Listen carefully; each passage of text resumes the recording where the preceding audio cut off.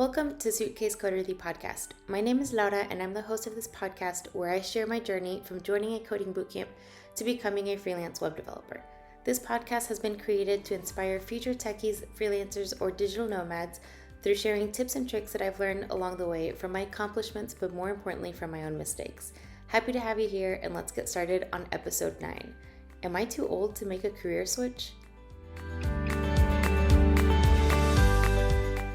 Today, I'm going to get into whether I believe you're too old to make a career switch. Now, let me just give it to you straight up. No, I don't believe you're too old. Go out and just do it. All right, thanks for listening to episode 9. Come back next week. I am obviously kidding. I want to share some of the reasons why I believe it's never too late to make a career switch, especially if it's something that's been bogging down your mind for a couple of months or maybe even years. So to give you a bit of background on my end, I graduated from university with a degree in German.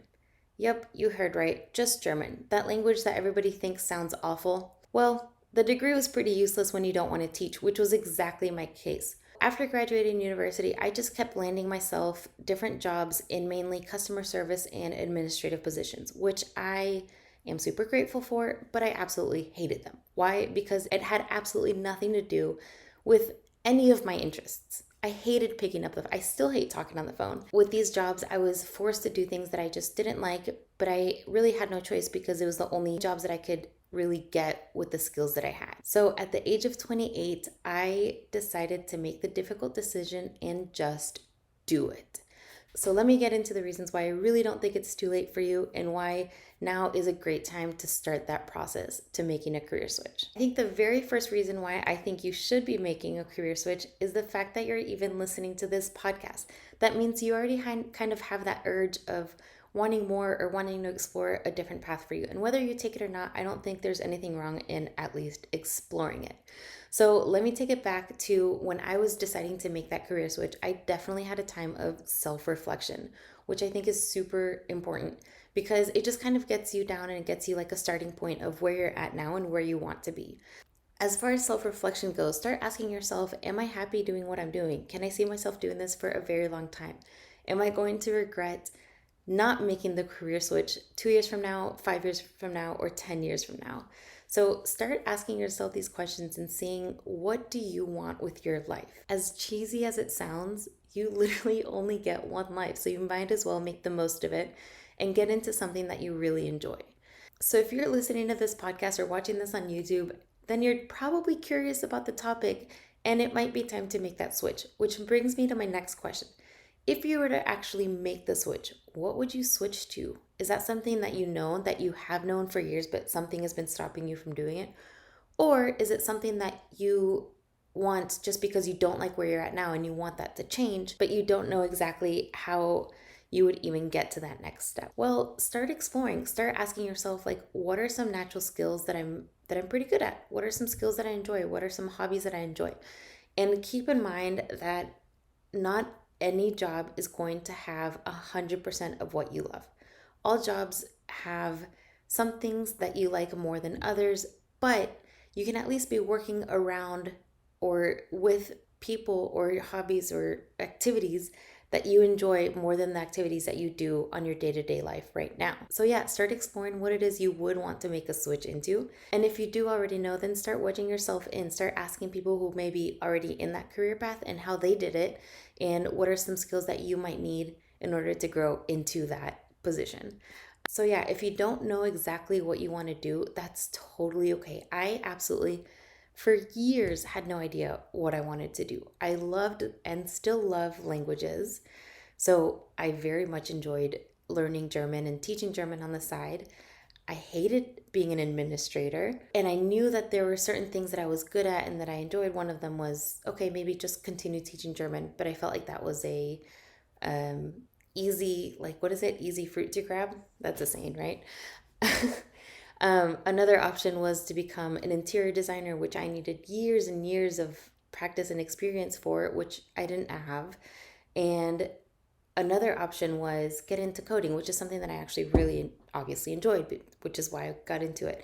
But once I narrowed down what I wanted to do, I took a step back and started asking myself, okay, out of all the things that I could possibly get into, which one makes the most sense for me. And this obviously touches on things like finance, time, skills, experience needed.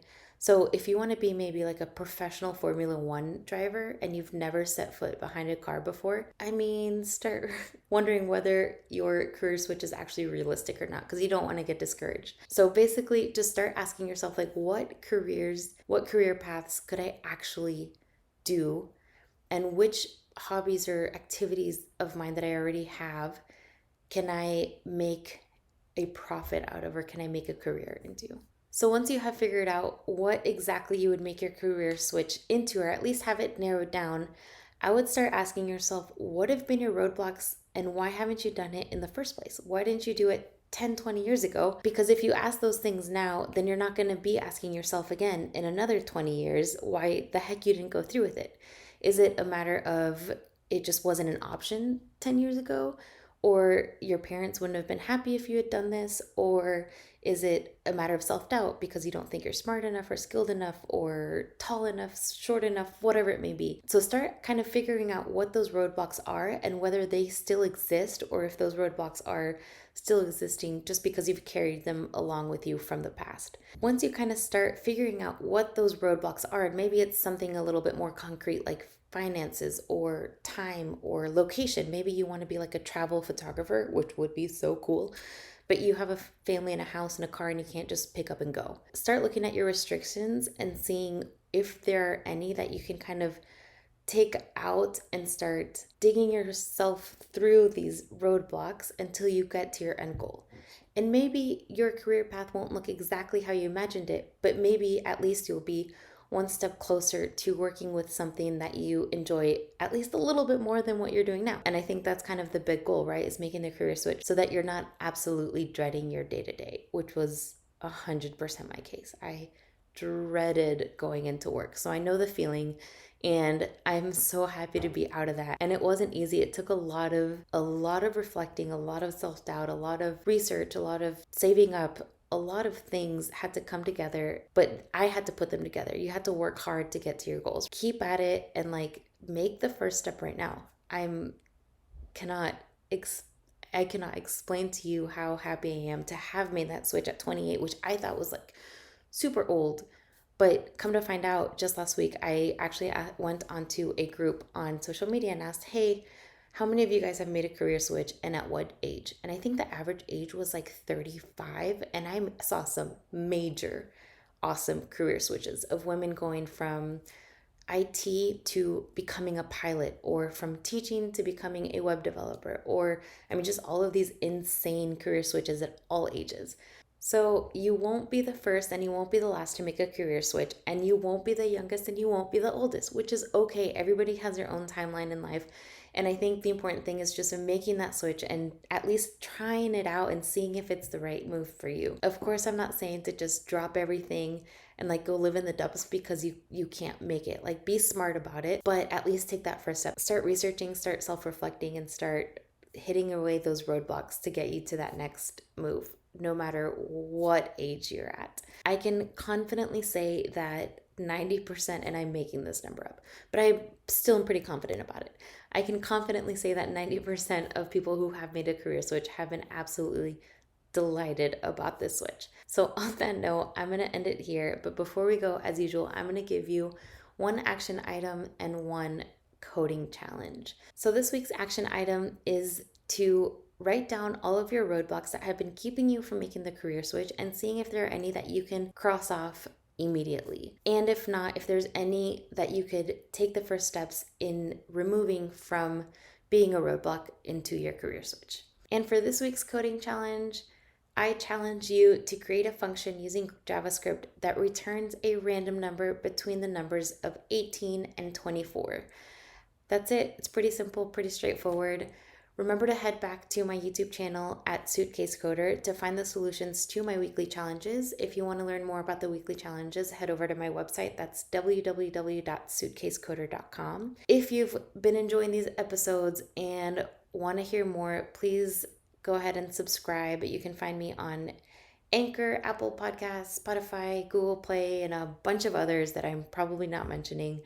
And if you want to watch the recorded versions of these episodes, head over to my YouTube channel. You can also subscribe there. Again, you can find me at Suitcase Coder. And don't forget to check out the show notes for some extra information and maybe some extra resources that you may find helpful. Thanks for listening, and until next week, ciao!